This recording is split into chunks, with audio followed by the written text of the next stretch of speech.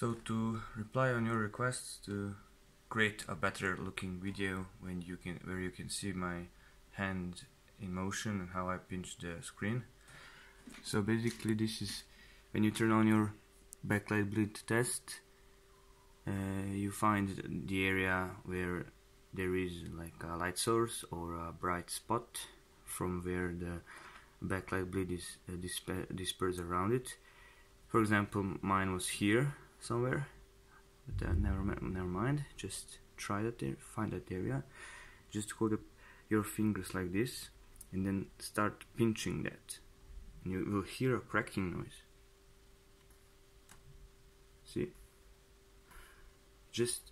It's a little bit bigger than the screen, the frame, so it's not perfect, and then therefore it just applies a little bit more pressure in some areas where it shouldn't. So that's the cause of that backlight bleed.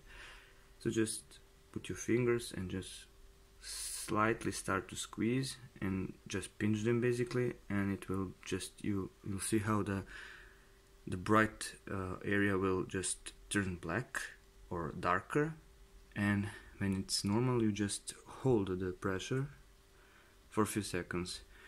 That will basically readjust the frame, and after if you repeat it like occasionally, it will just stick like that, because now it has a tendency to go back to its fabric settings or fabric shape or something like that. Bye guys.